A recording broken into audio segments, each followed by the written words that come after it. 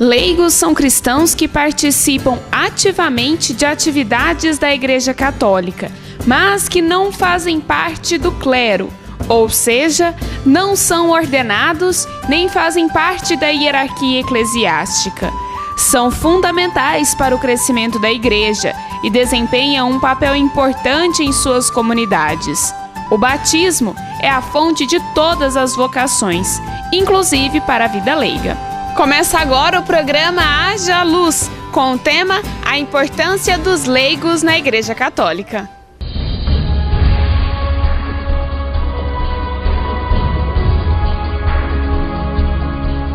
No programa de hoje, nós vamos falar do Dia dos Leigos e do que eles realizam em suas comunidades. Vamos falar da celebração de Cristo Rei, que marca o fim do tempo comum e o início do Advento.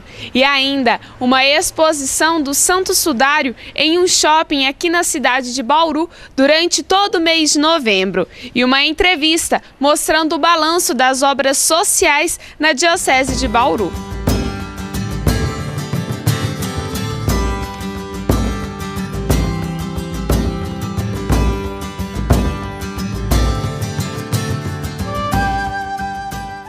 No último domingo de novembro é comemorado o Dia de Cristo Rei. Neste ano será no próximo dia 24. Na mesma data é comemorado o Dia dos Leigos. E eles são convidados a desempenharem diversas atividades dentro da igreja, como agentes de pastoral, ministros da Eucaristia e também catequistas. Mas a principal função de um leigo é na sociedade. Eu conversei com a Fátima Ferri, que participa do Conselho Nacional do Laicato no Brasil. Confira a entrevista.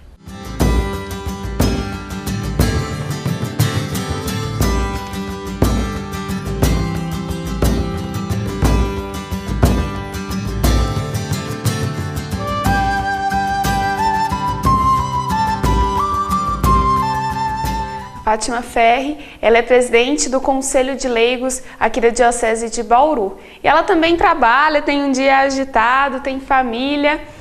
Seja bem-vinda ao programa, Fátima. Muito obrigada pelo convite. Então é assim mesmo, o Conselho de Leigos, ele reúne várias pessoas e quem está à frente é justamente quem está na sociedade. Como que funciona isso? Isso. O Conselho de Leigos, ele é, como o próprio nome diz, ele é um conselho, então ele não é uma pastoral, ele é um organismo onde ele procura reunir pessoas de várias comunidades. Inclusive, ele pode ser, ser ecumênico. Pessoas de outras denominações cristãs podem fazer parte conosco, porque o nosso principal objetivo é o de promover a união, a organização dos leigos, que são os não ordenados. Então, nós estamos presentes em vários espaços da sociedade, dentro da igreja e fora da igreja. Dentro da igreja, como que vocês se organizam? São pessoas de várias pastorais? Quem pode participar do conselho? Nós temos inclusive um estatuto. Dentro desse estatuto nós temos uma presidência, onde nós temos presidente, vice, tesoureiro, secretário, que tem as funções padrões, vamos dizer assim. Fora isso, nós temos os associados, que nós consideramos todos os leigos que fazem parte das pastorais, que são então essas pessoas mais próximas e que estão atuando na igreja. Em outros momentos, em algumas ações sociais, aí nós estendemos esse convite a outros movimentos, a outras associações, entidades que queiram naquele momento abraçar a mesma causa nossa. E qualquer pessoa, ela pode ser um leigo, ela é um leigo? Sim, o que é muito importante a gente dizer é isso. Normalmente quando você pergunta para alguém que está atuando na igreja, ele sempre diz, eu sou ministro, eu sou catequista, ele sempre coloca uma função, né? Mas é importante que todos nós tenhamos assim, a consciência de que primeiramente nós somos leigos. Depois nós tomamos uma atividade para fazer, né? Então, todos fazem parte do Conselho de Leigos partindo desse pressuposto. Todo cristão, católico, participante, atuante ou não, ele é um leigo, ele é chamado, a partir do seu batismo, ele é um leigo chamado a fazer parte, né, de qualquer atividade. E qual é a diferença de um leigo para um leigo consagrado? A diferença é que o leigo consagrado, ele não é mais um leigo simplesmente, né? Ele passa a ser um ordenado, então ele tem algumas funções, né? Não sei se a gente pode chamar assim, mas algumas atividades que são mais próprias. Por exemplo, o diácono, quando é ordenado, ele tem já algumas atividades que ele faz para ajudar mais proximamente o freio, o padre da sua paróquia. Então, ele, em alguns casos, ele pode até fazer um batismo, fazer um casamento, né? E o leigo, ele não tem, assim, algumas atribuições nesse sentido, tá? Mas a nossa igreja é 99% de leigos, né? Dada assim, a falta, inclusive, que a gente tem de padres e freis para atuarem nas nossas paróquias. Agora, no próximo dia 24, nós vamos comemorar o Dia dos Leigos, né? Qual é a importância desse dia, dessa data, de se festejar essa data? Então, eu tenho dito, né, em todas as oportunidades, que nós devemos valorizar muito esse dia, porque a gente sempre valoriza dia para tudo, né? Então tem o dia da catequista, tem o dia disso, e bem merecido, mas então não dá para deixar de valorizar um dia que é de todos nós, porque tem aquela pessoa que diz, mas eu não faço nada. Primeiro, ela pode fazer e ela sempre faz alguma coisa só pelo fato de participar na sua comunidade, então é muito importante. E é um dia de conscientização, né, de despertar as pessoas que não têm essa consciência de que pelo seu batismo ele é chamado a uma ação mais concreta na comunidade. E a messe é tão grande e os operários são tão poucos, e que então a gente aproveita sempre essas oportunidades para estar chamando as pessoas. E o fato do Conselho de Leigos, ele tem um papel assim que vai além, né, do estar dentro da igreja, que é levar essa missão para a sociedade, ser a igreja na sociedade, né? A igreja, como instituição, ela tem as suas limitações, porque ela acolhe a todos os partidos, movimentos.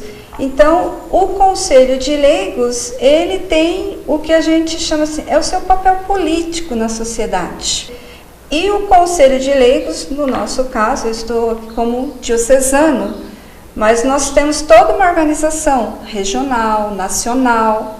No final de semana do dia 10 de novembro, nós tivemos uma assembleia em Araras, do Regional Sul. Então, nós temos uma organização que nos mantém também em sintonia, né, com a diocese, com o regional, com o nacional. Então, as nossas atividades extrapolam o âmbito só de paróquia. E essa organização, tanto regional quanto nacional, é justamente para saber quais as ações que os leigos vão atuar, eles vão fazer na sociedade. Isso. Então, aí nós tiramos assim, ações comuns, né? Então, as coletas de assinatura, como eu disse, movimentos de apoio ou muitas vezes de repúdio a alguma situação. Então, nós fazemos isso em sintonia, né? Para fortalecer, tá?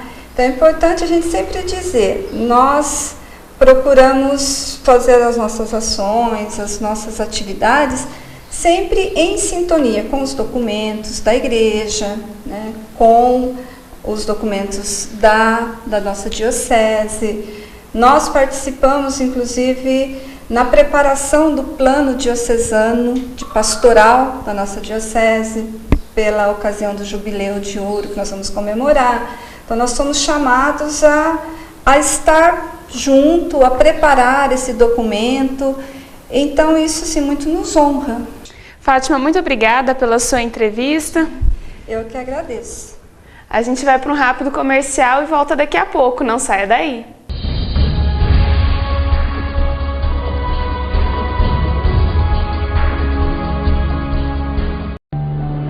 Nós somos a Igreja Católica.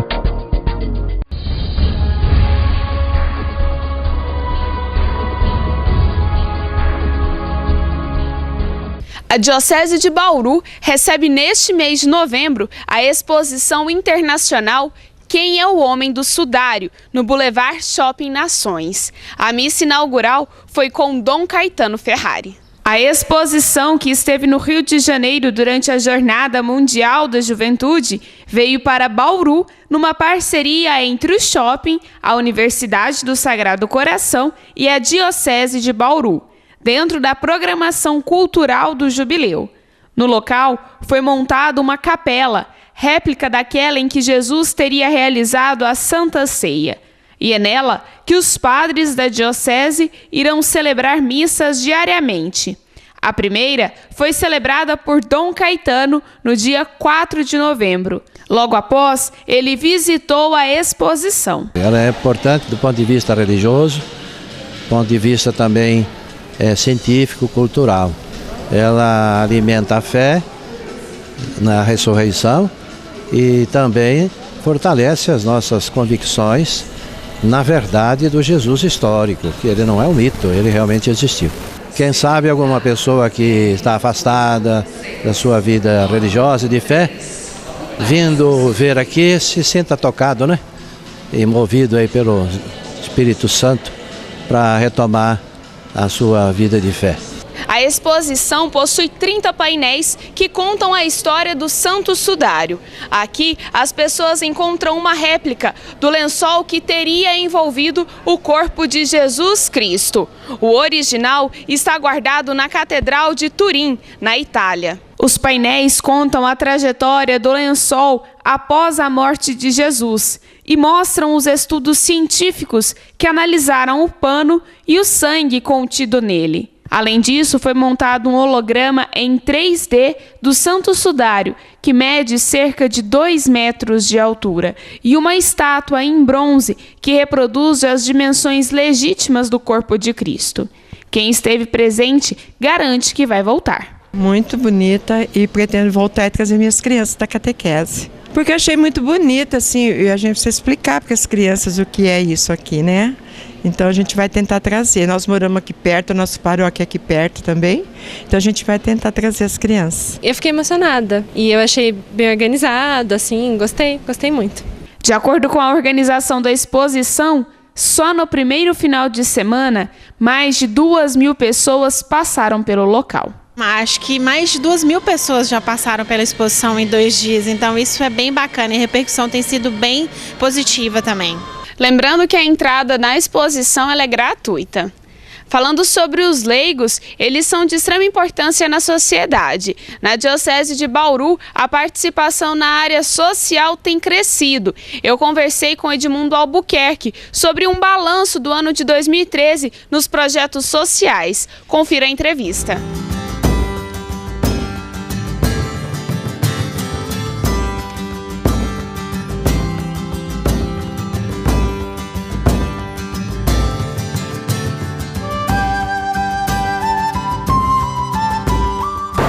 Edmundo Albuquerque, ele é vice-coordenador do 4º programa, que é o programa social aqui da nossa Diocese de Bauru. Seja bem-vindo ao programa Haja Luz. Prazer, bom estar aqui com você.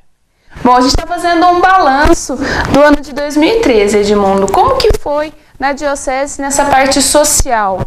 O que aconteceu, o que não aconteceu nos outros anos, de positivo? O que vocês conquistaram nesse ano de 2013? Nós buscamos nesse ano de 2013 uma maior integração entre entre as ações sociais da nossa diocese e uma maior divulgação também. E essa integração nós buscamos em alguns encontros, algumas reuniões que tivemos com o pessoal que atua diretamente na área social. E também constituímos uma equipe que já estava iniciando em 2012, mas em 2013 ela se fortaleceu, que é a equipe diocesana de projetos sociais. É uma equipe específica para auxiliar as entidades a desenvolver projetos sociais e avaliar quais são esses projetos. E agora para o ano de 2014, o que vocês já têm em mente, o que já têm elaborado? Nós pretendemos ampliar o que foi utilizado já todos esses anos, que é o Fundo Diocesano de Solidariedade, que são os recursos arrecadados na nossa diocese no Domingo de Ramos, que a gente chama de gesto concreto da campanha da fraternidade. Então precisamos que amplie, que nós consigamos arrecadar mais recursos para esse fundo diocesano e tornar ele mais conhecido. Novos projetos sociais venham a aparecer, que esses recursos são destinados exatamente para isso, né, para projetos sociais da nossa diocese. Então, 2014, nossa visão é o Fundo Diocesano de Solidariedade e também nós já estamos preparando, existe uma equipe de divulgação da revista para o Jubileu de Ouro. Essa revista vai trazer umas fotos, apresentação, histórico da ação social da nossa diocese.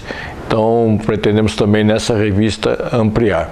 E, logicamente, temos que continuar ajudando e ampliando a ação social através dos organismos que hoje já atuam. E, em especial, nós esperamos que a Cáritas Diocesana de Bauru possa ter uma atuação mais unida com as nossas paróquias. Vocês têm um balanço de quantas pessoas são atendidas no total aqui em Bauru? Quantas pessoas que são beneficiadas com todos os projetos que a nossa diocese tem?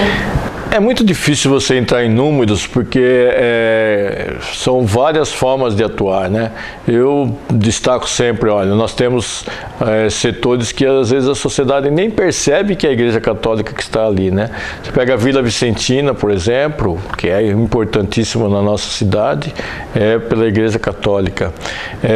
Os próprios vicentinos, porque todo mundo pensa na Vila Vicentina, mas os vicentinos atuam nas paróquias, buscando essas pessoas necessitadas, também a Igreja Católica. A Pastoral da Sobriedade, que atua com drogados, nós temos aí a Comunidade Bom Pastor, ela atende todas as pessoas envolvidas com drogas na nossa sociedade, tem a possibilidade de ser atendida pelo Bom Pastor. E o Bom Pastor hoje, para você ter uma ideia, a Comunidade Bom Pastor, que é apoiada pela igreja, tem hoje só de pessoas profissionais, mesmo 50 profissionais trabalhando na nossa diocese. A Casa do Garoto tem 13 projetos que atendem as famílias, atendem as crianças, né? E é muito grande também o trabalho desenvolvido. A Cáritas Diocesana cuida de documentação para as pessoas que não possuem documentos, cuida de orientação e acesso ao trabalho, de tal forma que aqueles que estão desempregados possam ser empregados em alguma atividade na nossa cidade. E tem também um serviço de assistência social lá na região da Vila Ipiranga.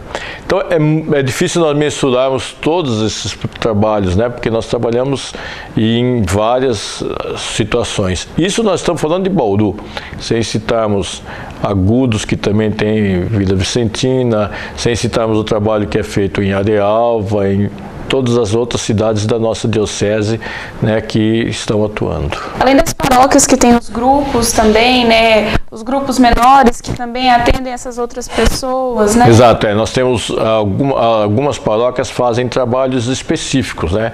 Posso citar como exemplo a própria paróquia universitária, que tem um trabalho com os amigos de rua. Então eles vão até os que vivem na rua na segunda-feira distribuindo alimentos, orientando esse pessoal. Na própria paróquia de Santo Antônio, os vicentinos recebem também um grupo lá para jantar no período da noite. Nós temos várias paróquias que têm a parte de informática, de formação, de criação de condições para trabalhar no setor de informática. Temos também muitos trabalhando na parte de crochê, essa parte de costura, formando nessa parte manicure. Então é um trabalho muito grande, e esse guia que nós estamos fazendo, fizemos esse ano e vamos fazer agora anualmente, no início de 2014, só vamos emitir um novo guia atualizando toda essa ação pastoral da nossa diocese. Vale destacar também, né, Edmundo, que muitas vezes, além das pessoas que são beneficiadas, aquelas pessoas que recebem alguma coisa material, muitas das pessoas que ajudam nesses projetos, elas ajudam justamente que elas encontraram Deus, né, teve um encontro com Deus na parte social, né? Exatamente, isso é claro, nós percebemos claramente isso, que a gente sempre fala que quem dá é o que mais recebe, né? E nós temos, inclusive, na nossa diocese, o ECC na terceira etapa. O ECC é um encontro que a conscientização, na terceira etapa, ele faz a conscientização social e política para que outras pessoas participem, né? Então, por exemplo, a Pastoral da Criança é uma pastoral que recebeu esse ano vários casais que fizeram ECC e passaram a colaborar na Pastoral da Criança, que é outra pastoral muito importante, porque cuida daquelas crianças que se encontram, às vezes, em situação de risco, com desnutrição. Então, a Pastoral da Criança também acompanha para ver como está trabalhando. Muito obrigada pela sua participação aqui no programa, Edmundo. Eu é que agradeço e convido a todos aqueles que são interessados na ação social, que procurem conhecer tudo que nós temos de social da nossa diocese, né? No site da Cúria nós temos algumas informações, e também todas as paróquias possuem esse guia de ação social para que se informe aquilo que está realmente acontecendo. Para você que tem interesse em conhecer melhor os projetos, basta acessar o site da Diocese de Bauru, bispadobauru.org.br. A gente vai para um rápido intervalo e volta daqui a pouco, não saia daí.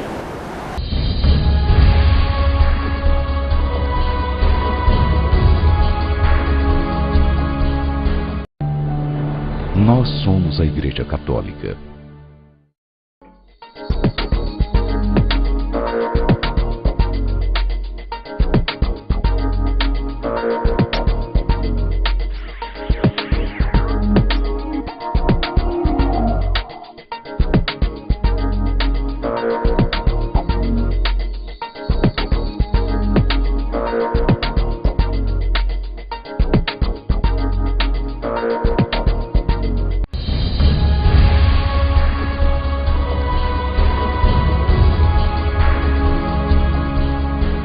A festa de Cristo Rei foi criada pelo Papa Pio XI em 1925. Ele instituiu que a data fosse comemorada no último domingo de outubro. Com a reforma litúrgica, a comemoração passou para o último domingo do ano litúrgico.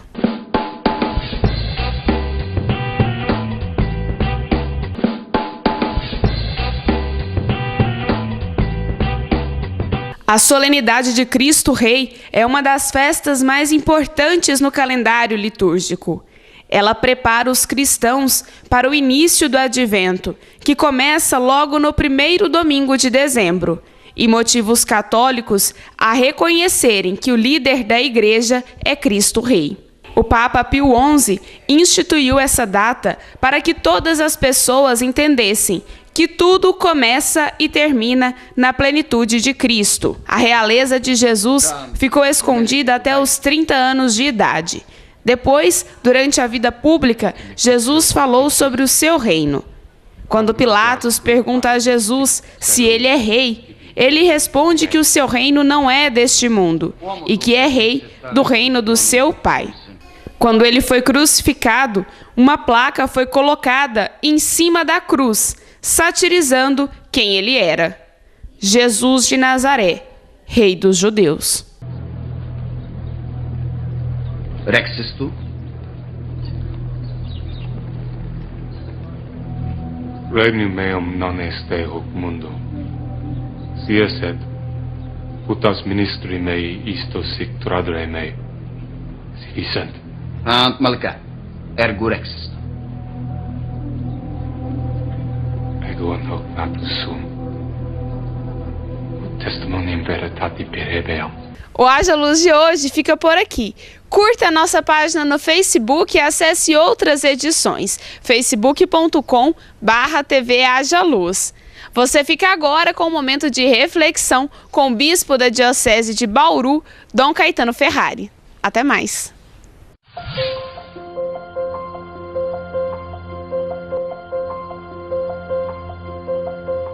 Alô, você que nos acompanha aqui por esse programa, saudação de paz e bem alegria de poder estar aí dirigindo a palavra a você, irmão e irmã, que nos assiste neste momento. Pois é, então gostaria de pôr em destaque o encerramento do ano da fé, o encerramento do ano litúrgico, com a festa do Cristo Rei, e também nesse dia, um dia de comemoração, né, o dia dos fiéis leigos. E então é mais um ano litúrgico que chega ao fim, termina antes do que o ano civil, e nós celebramos, não é, com a grande solenidade de Nosso Senhor Jesus Cristo, Rei do Universo, Rei do Universo. E então, a partir daí, entramos no tempo do Advento. Mas então, a Igreja coloca também